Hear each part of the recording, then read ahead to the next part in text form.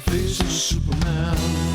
Welcome, everyone. This is Russ Scalzo, Chronicles of the End Times. Thank you for being with me today. Today, we're going to look into a little more of what's going on in England as far as the control over the internet. A lot of debate over this.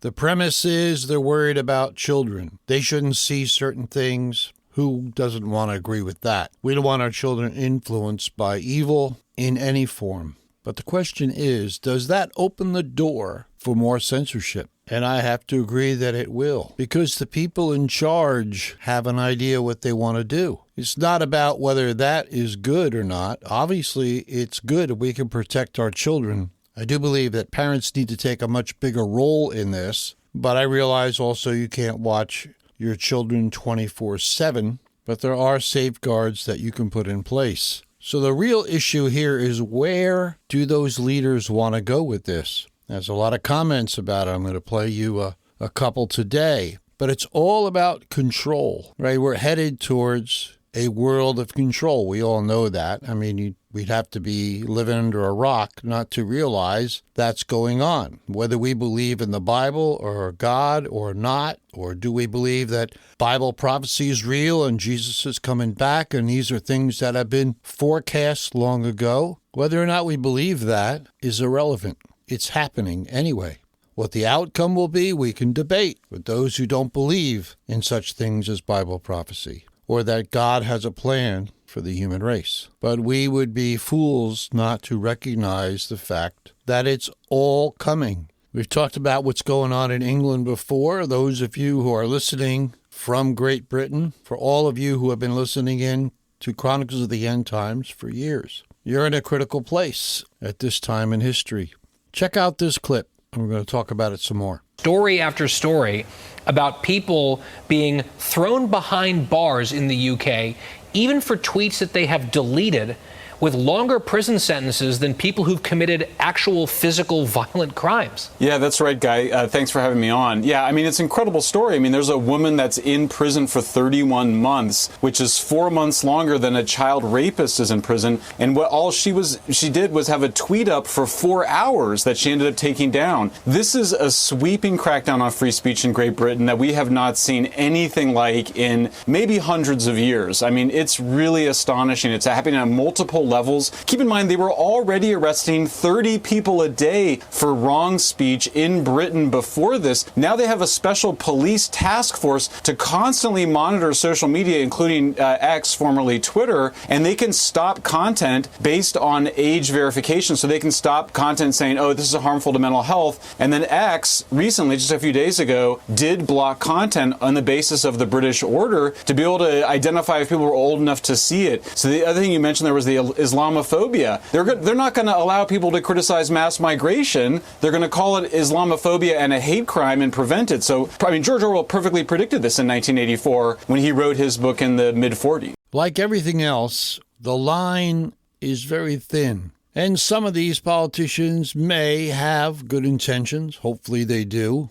But the bottom line is, we've already seen in England people being thrown in prison, just like they said, for what they're tweeting or what they're posting on various social media channels. Now, I've said this before, and to me it makes sense. Suppose because you believe in God, you believe in the Bible, and you share some things online that people don't agree with. They don't have to be grievous. They just might be your opinion, and then they come after you. They knock on your door, like they have through England, knocking on the door, dragging people away. We did a podcast on that a month or so ago.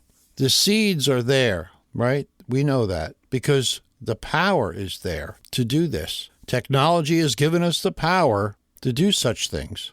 Now we know from history that good things can become evil things. Depends on whose hands they are in. Just like your car. You're driving your car down the road. Does that mean you're going to plow into a bunch of people waiting to get into a movie or to a club? No. The car is not evil. It's the intent of the person behind the wheel. But here's a point I want to bring up.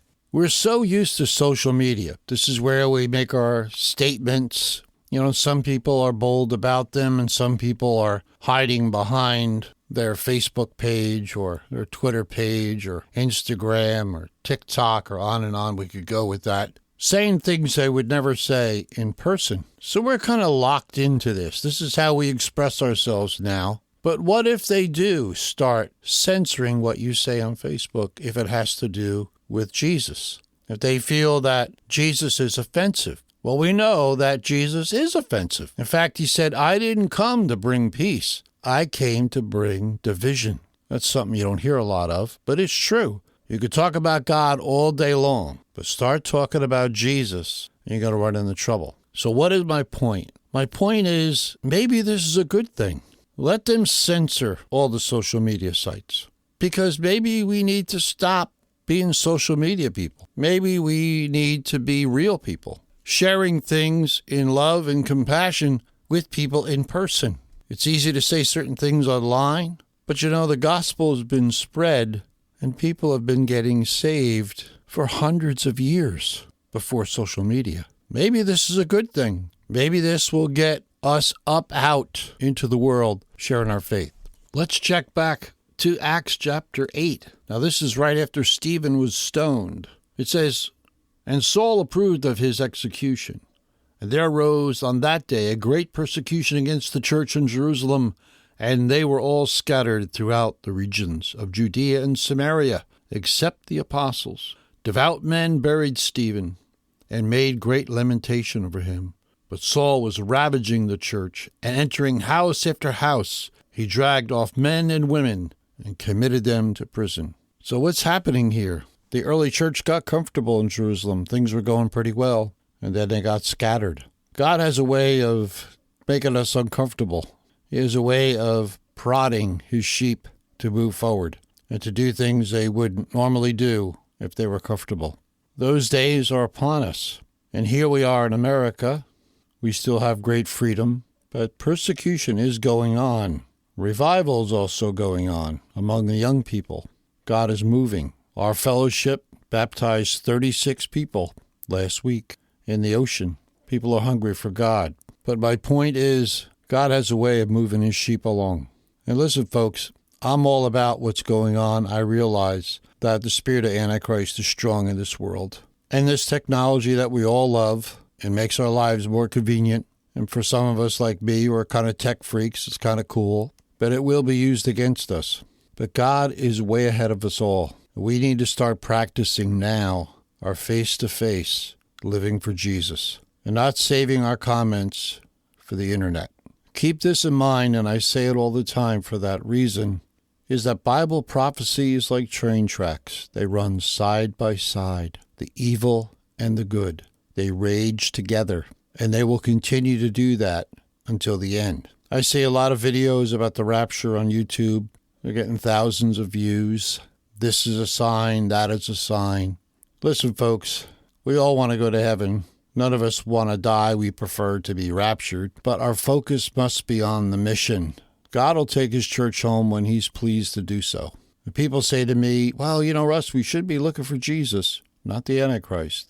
Well, that's absolutely true. But those of us who talk about Bible prophecy in the proper way, we're not looking for the Antichrist. We're giving signs that he's coming because those days are going to be awful. And also because it tells us our time is short. And we don't know when the rapture will be. Is it before the tribulation? Is it somewhere during the tribulation? No one really knows. But what we do know is we want to be found working in the vineyard when he comes. So at Chronicles of the End Times, that's my purpose, is to let people know their time is short. Let's get going. Let's do the work of the kingdom and leave the rest up to God. I love you all. I thank you so much for listening. I thank you for the support people are giving. It really means a lot because this ministry just runs on that. Let's keep in mind the parable of the talents, where 3 people were given certain talents. One was given 3, another 2, and then another 1. What they did with those things that God gave them is how they were judged. We all have abilities. It's not about if we have 3 or 2 or we're the person with 1. That's not the purpose of the parable. The purpose is that you need to use what God's given you. And the old phrase, it's not in the Bible, but we use it a lot, use it or lose it. And that is a truth. That could be about your physical ability, keeping yourself in shape. That could be about your mind, keeping your mind in shape. And it definitely can be used in relationship to your spiritual walk and how you keep it up. So I encourage you today, whatever God's given you, use it for Him. It doesn't have to be the greatest gift in the world. It just has to be your gift. This is Russ Scalzo for Chronicles of the End Times. Keep looking up. The King is coming.